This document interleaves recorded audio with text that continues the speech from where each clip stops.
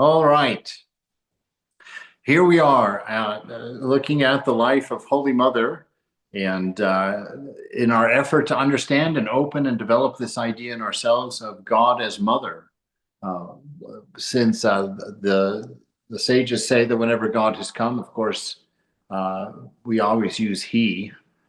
That's absolutely arbitrary.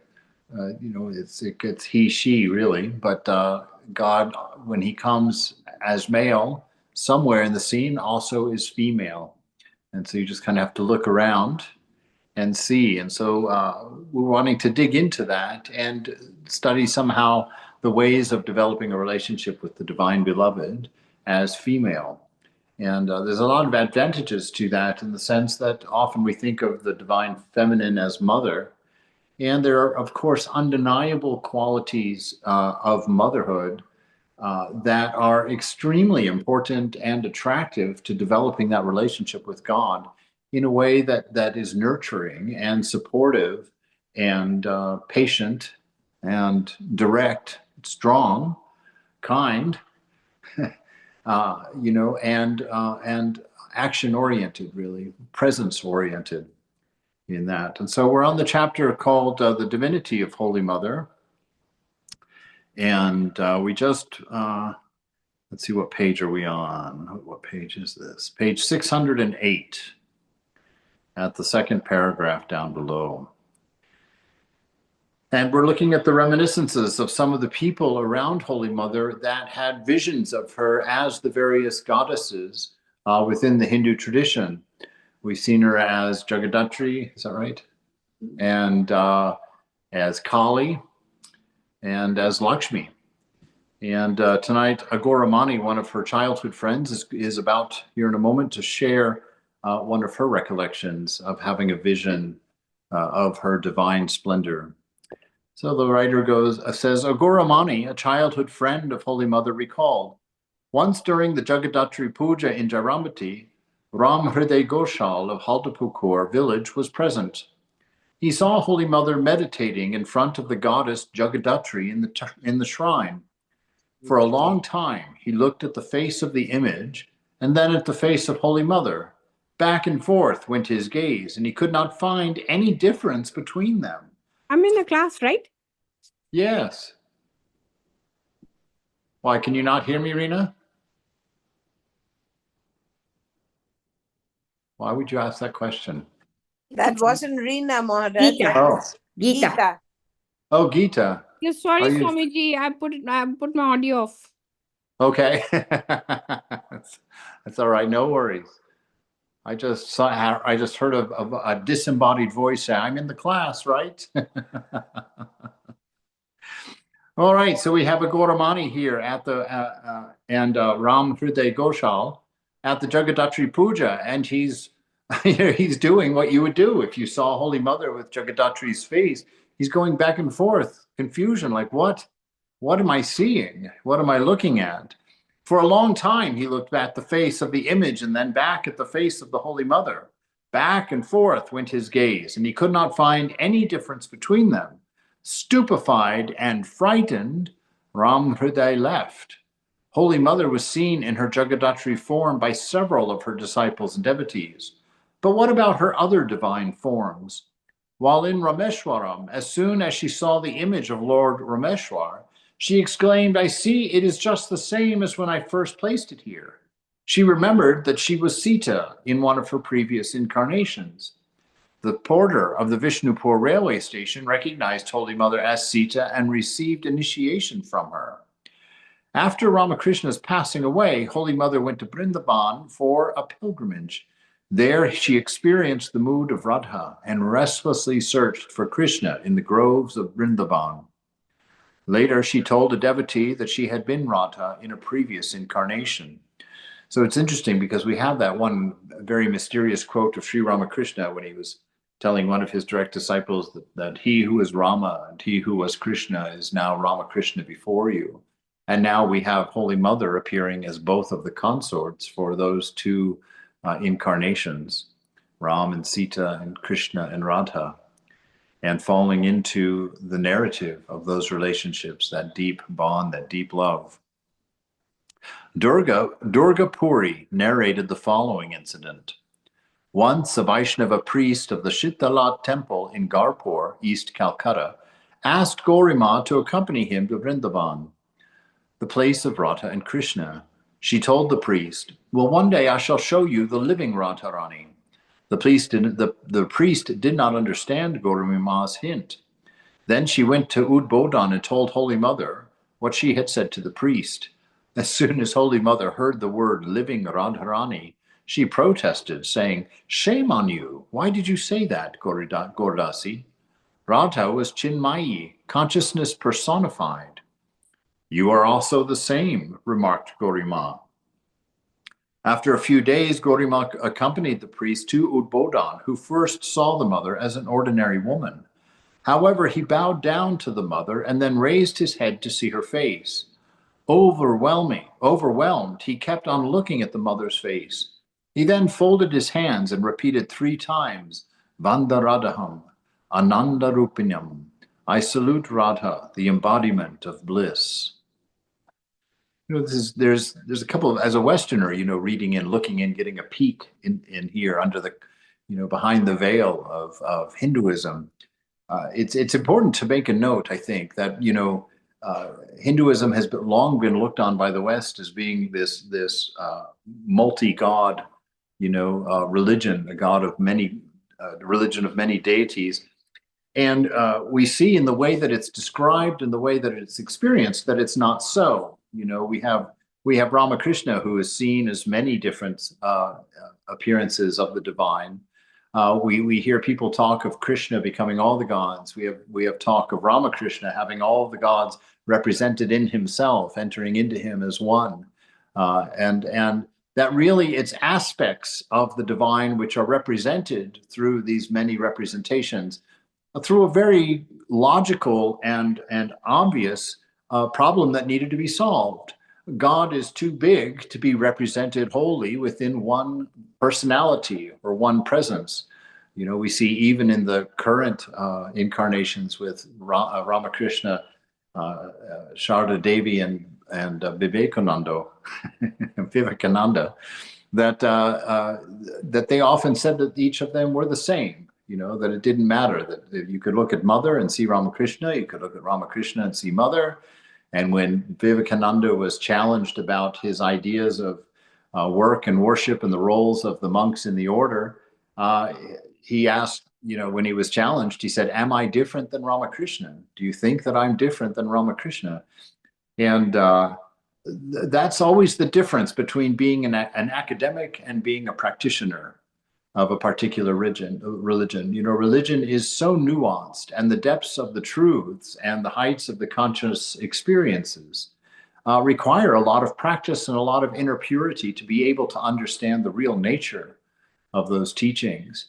And so quite often when you have academics go in and look at the literature, they see the letter of the law, and they don't see beyond that. They don't have an understanding of what the experience of that practice is, of what it is to experience God through Rama or through Krishna, and seeing that through any of them, some of the other facets also manifest at different times.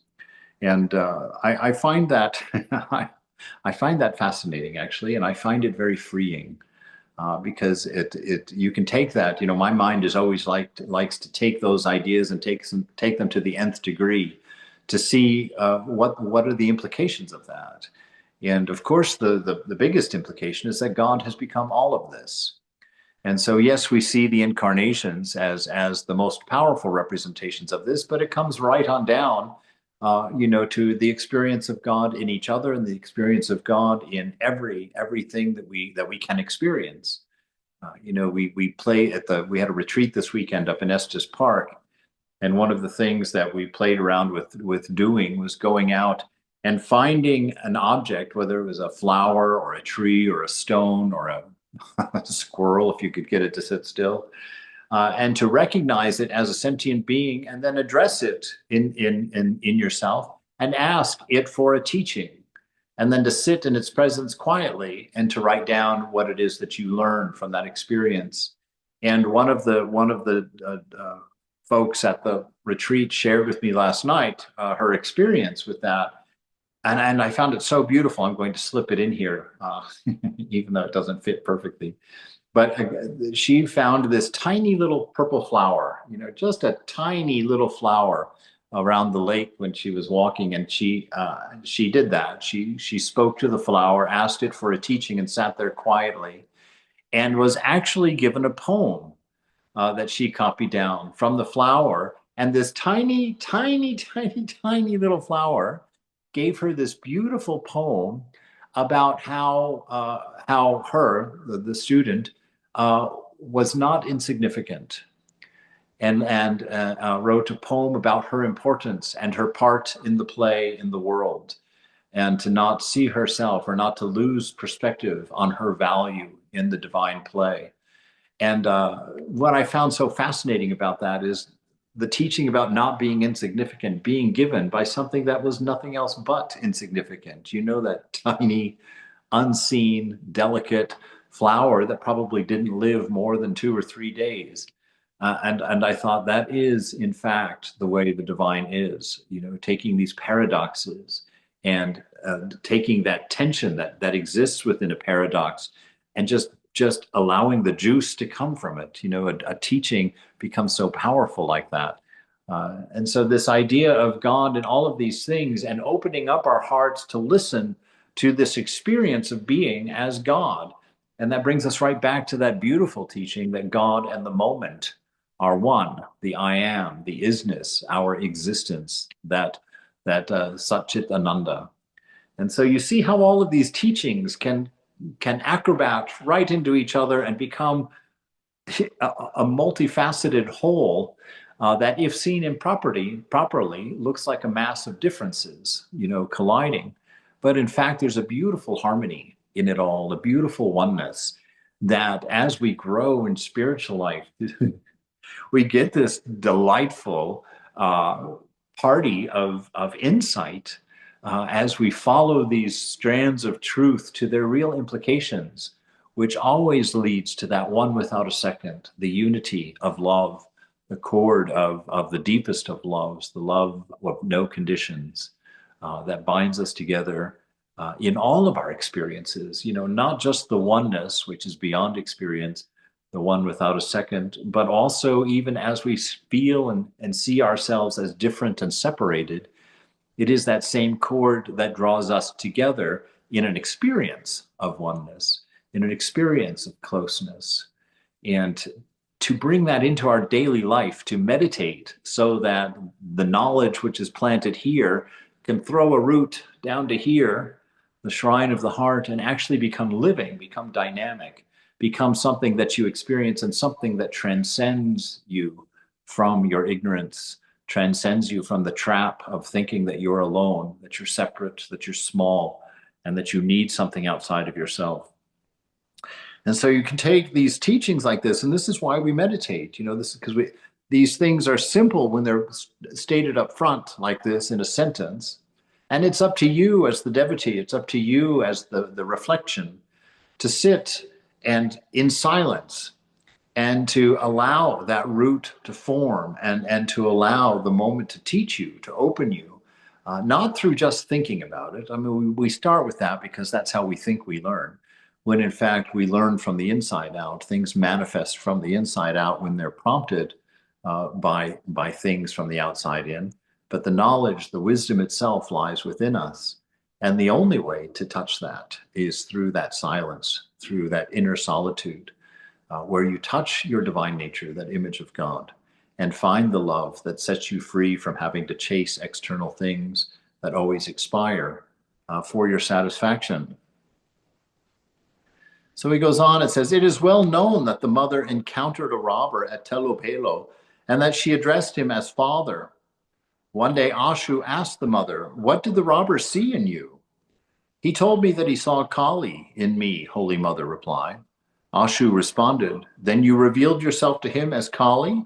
Don't hide it, Mother. Please, just tell me.' 'Why should I show him? He told me what he saw.'"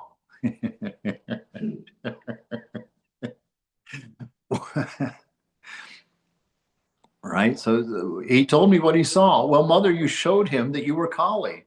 The robber did not see any other woman. He saw only you. Whether you admit it or not, it is self-evident that you showed him.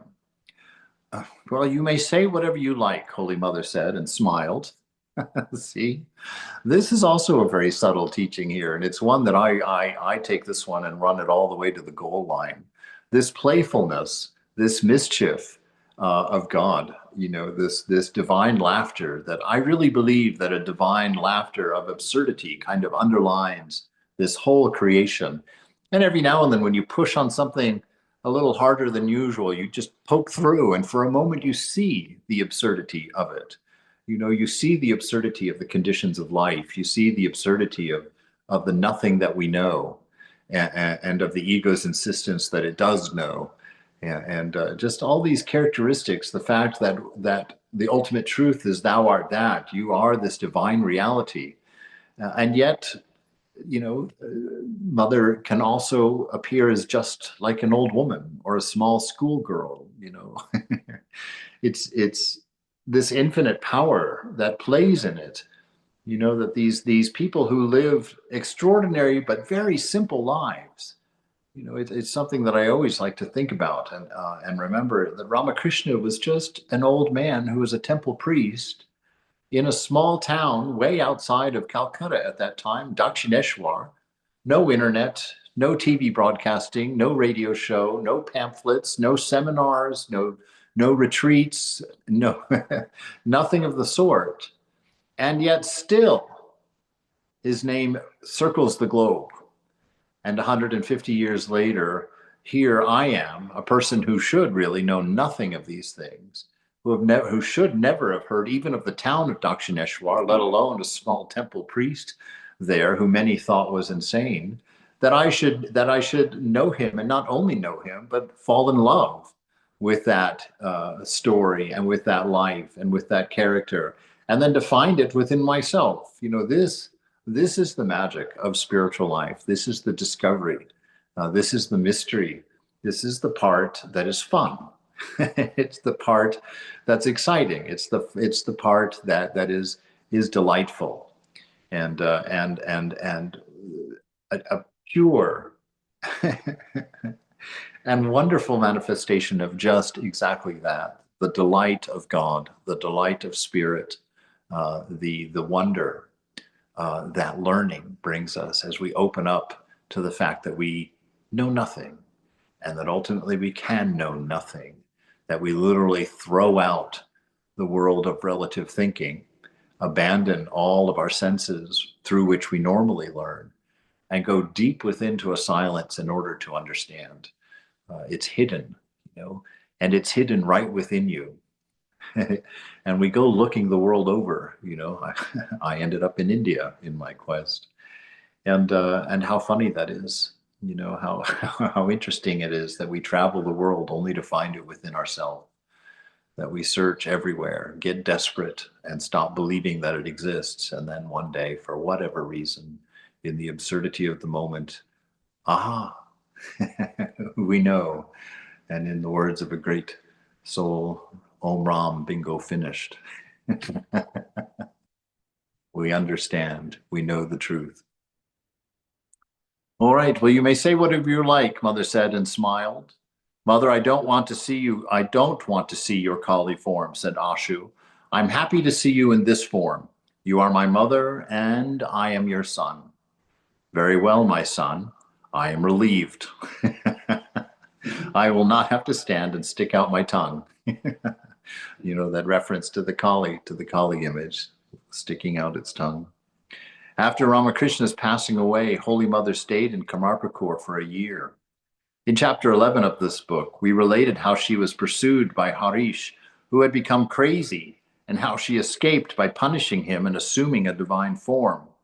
Later one day, Ashu asked the mother, Mother, did you take that form of Bagala at that time? I've heard this from the monks in Belurmat. Holy Mother replied, Who knows, my child? I was not myself then. Ashu said, You don't like to be caught. You're like a cat covered with ashes. No one can recognize its true form. The mother smiled. Right? Always that, always that playful demur, you know, maybe, I have no idea. Who can say? You know, the mother smiled. In chapter 26, we described how Surendranath Sen went to ask for initiation from Swami Vivekananda.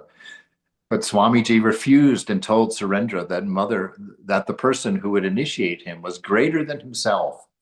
At that time, Surendra was very disappointed. However, he received a mantra from a goddess in a dream, and he reported this to Swamiji. Swamiji explained the dream. The master used to say, "A divine dream is true. It is called attaining perfection through a dream. Go on repeating this mantra. You will attain everything. You will not have to do anything else." "I don't believe in dreams," Surendra replied. "A dream is just a baseless thought." Swamiji said, "In fact, this dream is true. Go on repeating that mantra and you will see. The goddess who gave that mantra will appear before you in a physical form.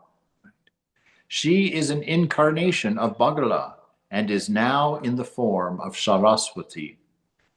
"I don't understand what you mean," said Surendra. Swamiji reassured him, "You'll understand in time. You will see that the external form is calm and benign, but the inner form is formidable. The form of Saraswati is very calm and serene." Surendra replied, "I don't believe in all those things.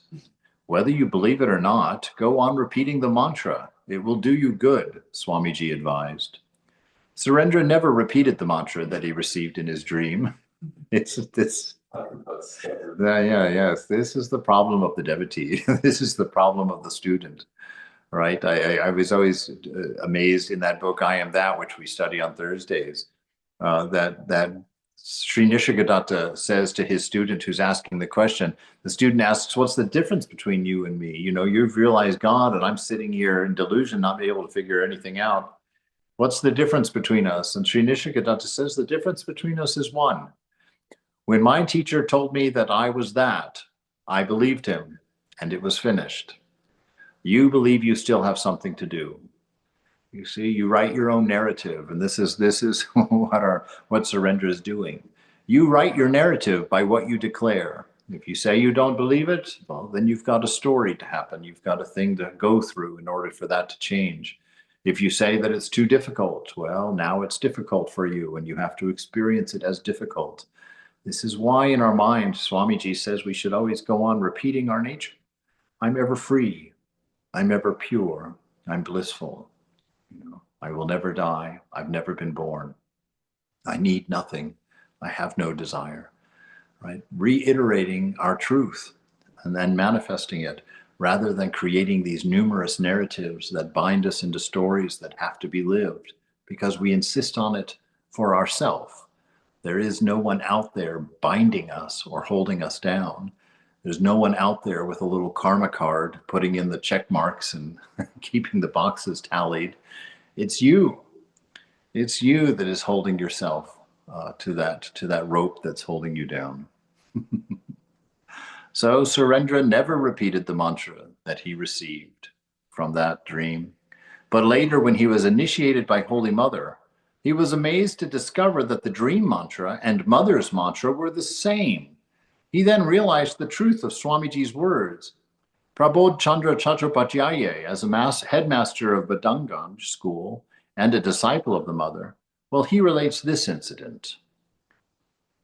Let me just check here. This is doing interesting things, and I just want to make sure everybody's in. Okay. Very good. Sorry about that interruption. So here we're going to read about the incident of Prabodh Chandra Chattopadhyaya. I'm always amazed when I get through that name, assuming that I did. Once when Shivaram was away from his home in Kamarpukur, his wife arranged their daughter Panchi's marriage with a young man after consulting with a wealthy and influential Laha family. Ramlal, Panchi's uncle, was not in favor of the marriage because the boy belonged to a low-caste family. With Ramlal's permission, Prabodh and Gyanananda quietly escorted Panchi to Holy Mother in Jairabati. The mother heard the whole story. Prabodh told the mother that if this marriage did not go through, the Laha family might be upset and prevent the master's temple from being built in Kamarpukur. Then Prabodh casually remarked that it might not matter if the temple was not built in the master's birthplace. Irritated, the mother sharply said, "What do you mean? The birthplace of the master is a holy place, the most sacred spot for pilgrims. It is not proper to speak that way." Expressing his apprehension, Prabodh said, "I wonder if Shivaram's wife becomes angry about the marriage affair, would she set fire to the master's cottage?" Your life definitely is affected by the company you keep. If she would set fire to the master's cottage, immediately the mother's mood changed and she said, "That would be wonderful. It would fulfill the master's wish. He loved cremation grounds. The whole place would be a cremation ground." Saying so, that's crazy. I love that. Saying so, the mother burst into a harsh laughter. Gradually, her voice became louder and grew into a roar. This dreadful laughter continued for a few minutes. Prabodh and the others were stupefied. A little later, the mother became normal again. Master that. It's amazing because we like to think of mother, so kind and demure and peaceful and loving. And we get these glimpses of the terrifying, these glimpses of the terrible Kali,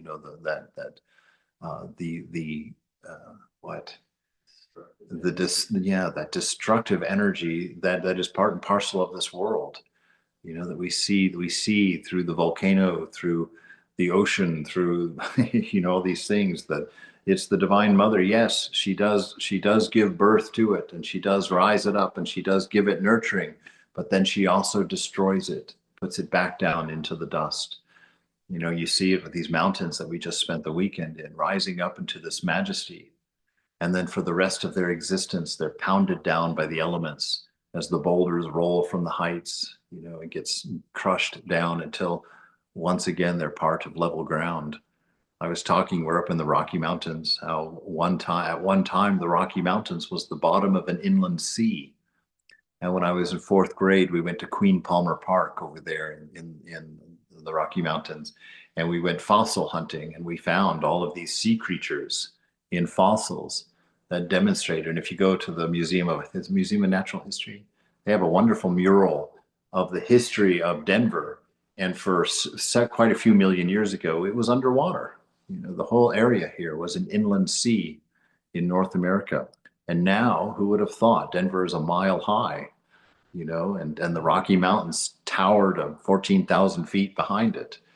And to think that once that was the bottom of a sea is impossible. And this is the terror of the mother. This is the power of Shakti as she just twists planets, solar systems, suns, black holes as playthings, twist them to her will.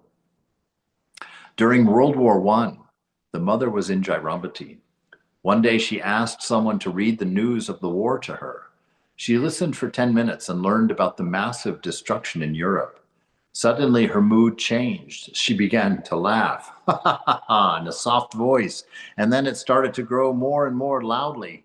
And that roar of laughter shook the cottage. Golap Ma and Yogan Ma were present. They prayed to her with folded hands. Can you imagine? Oh my God. "Mother, restrain yourself. Please, please restrain yourself." Gradually, the mother became normal again. Once there was a performance of the play Daksha Yagna at Balaram's house. Holy Mother, Gauri Ma, Golap Ma, Yogan Ma, and many other people were there. In this story, a daughter of King Daksha, Sati, Parvati, married Shiva against her father's wishes. The king held a sacrifice and invited the gods, but did not invite Shiva and Sati. The sage Narada carried the news to Shiva and Sati, who lived on Mount Kailash. Sati was upset. She went to the top of the mountain and found that her sisters were going to her father's place with their husbands. She lamented, "Ah, me. All my sisters are going, but not me." The audience was touched by Sati's grief. This scene roused the mother's memory of her divinity. She heaved a sigh and tearfully blurted out, all my sisters are going, but not me. Immediately her companion's attention fell on her, and Gorima said, "What happened, mother?" "Now you can't hide your real nature anymore." Embarrassed, the mother asked her to keep quiet. During Holy Mother's early days in Jairambati, she had heard all kinds of uncharitable remarks about Ramakrishna from the villagers. They said that the master was crazy, that he walked around naked in the temple garden of Dakshineshwar, and so on. Her mother, Shyama Sundari, also from time to time lamented that she had married her daughter to a madman. Hearing her husband being criticized again and again, one day Holy Mother became enraged. She told her mother, "Look, don't say that my husband is mad. I caution you. Once I gave up my body listening to the criticism of my husband. Do you want to see what happened, to see that happen again?" Observing her normally calm daughter's terrible form, Shyama Sundari was stunned and fearful. From then on, she never criticized her son-in-law in front of her daughter. Once there was a famine in Bankura, and the Ramakrishna Mission conducted relief work there. At that time, a monk visited the mother in Jairambati and related to her the pitiable condition of the people in Bankura. After listening to the sad story, the mother waved her hand and said, "My son, by the grace of Mother Simhavahini, Jairambati village is not affected by famine." The monk replied, "Mother, I don't understand, Mother Simhavahini. It is because of you this village is well protected." The mother remained silent. A devotee once asked her, "Mother, some say that you are Kali, and some say that you are Durga, and others say that you are Jagadatri. I shall believe you if you say yourself who you are." Holy Mother replied, "Yes, my son, what those people say, I am that." That's a very rare moment. Usually mothers covering, giggling, hiding, smiling, peeking, playing, right? Tempting and teasing. But here to some devotees, who ask sincerely, with an earnestness, very simply, she just comes out from behind the veil and said, "Yeah, that's me." Right? And carries on with the laundry. Carries on with sweeping the house. Holy Mother speaks the truth. Holy Mother's life was based on truth. So everything she said came true. During Durga Puja one year, Girish's sister came to see the mother in Udbodhan. She was extremely generous and devoted to the mother. After the puja, Holy Mother was planning to go to Varanasi. So she was busy arranging her things, moving from room to room. At last, Girish's sister said, "Mother, may I take leave now?" Absent-mindedly, the mother said, "Yes, go." The woman hurried down the stairs. As soon as she left, the mother said to herself, "What a foolish thing I've done. Did I say to her, 'Go'? Never before have I said such a thing to anybody. And alas, she never came back. I do not know why such words came out of my mouth." Girish's sister passed away that very night. There's a footnote here. It says, Sarada, the Indian custom is to say to one who is taking leave, "Come again." It is very inauspicious to say "go" to anybody. I found that in Swami Prabhupada also. Like I noticed at the dinner table, whenever somebody would ask him if he wanted a dish, it's like, "Maharaj, would you like some more dal?" Or "Maharaj, would you like some corn?" He never said no.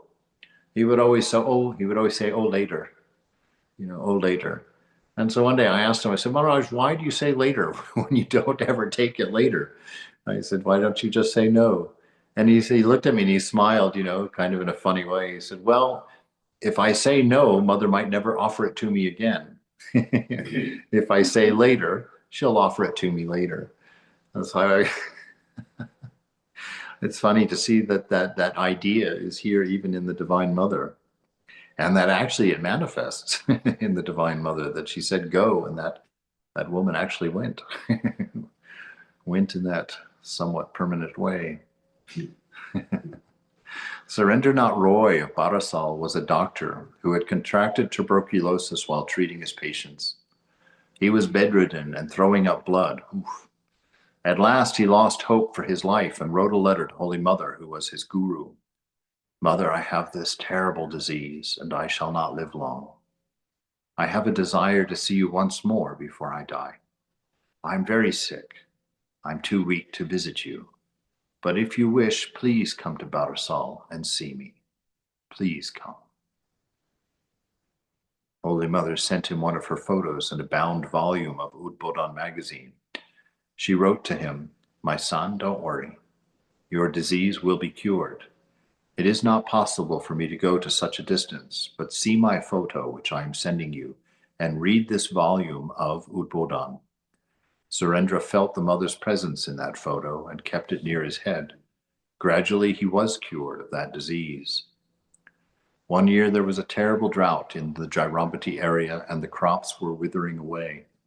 The farmers were helpless, so they went to Holy Mother and prayed, Mother, there is no possibility of having any crops this year. We and our children shall all die without food.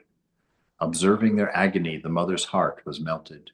She went to see the field with the farmers and was very much perturbed. She looked all around and fervently prayed to the Master, Alas, Lord, what have you done? Will these people die without food? The mother's prayer and blessing were infallible. That very night there was a downpour, and the farmers had a record harvest that year.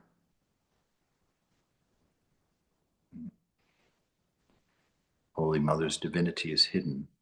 Well, we've seen examples of that already. One needs to practice tremendous spiritual discipline before one is able to recognize an avatar. Right? If God and the Divine Mother do not reveal their true nature, no one can understand them. Right? Interestingly enough, Jesus also said that, he was asked by his disciples, why do you speak in parables? He says, well, that way those who are deluded, those who already don't believe or are worldly minded, that they will not understand. You don't get to have this dessert for nothing.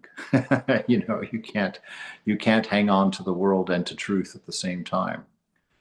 And so we see it here that you cannot recognize an enlightened person if you are not enlightened, right? It's just the way that it is, because you'll see their actions and you'll project your own motives for those actions onto them. You won't understand their nature. You won't understand why they work or how they move. We are moved by egoism, right? We're compelled by the desires of body and mind. But an avatar is not body and mind. Ramakrishna says an avatar is a hole through which God can be seen. It's a direct vision of the nature of the beloved. It's a direct experience of your divine nature without it being pressed through an ego. And so when one sees that and we see it get angry, we give it reasons for that we would be angry, and we project it on them. And so it's impossible to recognize in a reliable way whether someone is an enlightened being and recognizing an avatar, right? And so it's always good. What is it always good? It's always good to look at the quality of their heart, right? Ask the two questions that Swamiji told us to ask if we want to recognize spirituality. Are they unselfish? Are they loving? And if you answer that in words too big for a human being, then indeed you've met an avatar or the avatar, right? You've met the avatar. That quality of love is overwhelming. That quality of unselfishness is unmistakable. And so being unselfish and being loving will then allow you to project the proper motives onto that divine being and recognize them, be able to see them and understand them. And that's what's happening in Bhakti Yoga, the path of devotion. It's through that exposure to that story of unselfishness and lovingness, we fall in love with the divine. And through that love, very much in the same way that Jesus says in Matthew that cord of love will bind you into a oneness, into a singularity.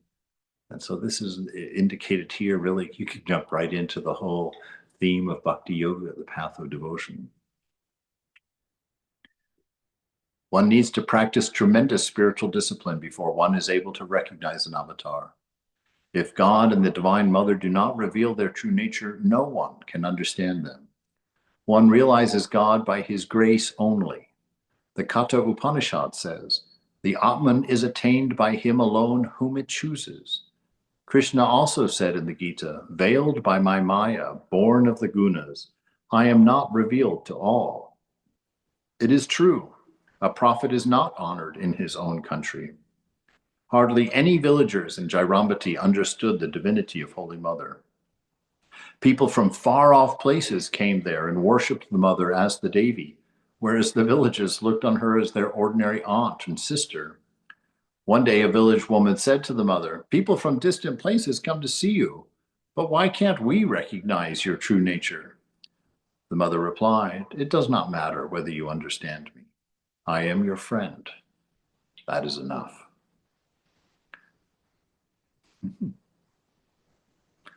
That's a beautiful thing to sit and think about. That you're not required to believe something that you don't believe. Enjoy the relationship as you see it and let it grow of its own accord, and that will be enough. That will be enough. You don't have to force yourself into something you're not. You don't have to force yourself into ideas that aren't true to you, that are not in harmony with you. And it's that way in spiritual life, isn't it? It's the beauty of the avatar, the beauty of devotion. You start where you are. Start where you are in love. Go forward. Get to know this divine story, this divine Leela, this play.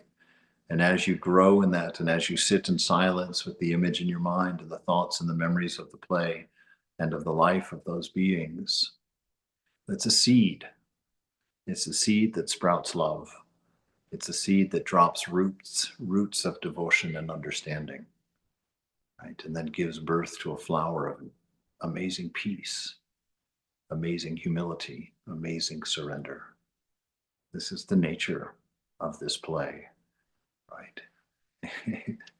There's a playful mystery behind it that entangles our heart and gives us truth and ultimately leads us to an ideal, to a perfection, to a freedom of being that we have always longed for because we've intuitively known it to be our own. It does not matter whether you understand me. I am your friend. That is enough. The village watchman, Ambika Bhakti, once said to the Holy Mother, people call you Devi, they call you Bhagavati, and so on, but we don't understand those things at all.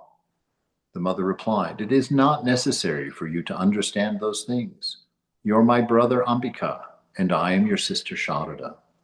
Thus the Mother played her divine role through both self-revelation and self-concealment. Those who were pure and simple, sincere and devoted, understood the Mother's extraordinary nature to some extent. But most of the villagers of Jairambati saw her as Ramchandra Mukhopadhyaya's daughter. One day she made the comment, these people cannot understand who I am. All right, we'll stop there for the day.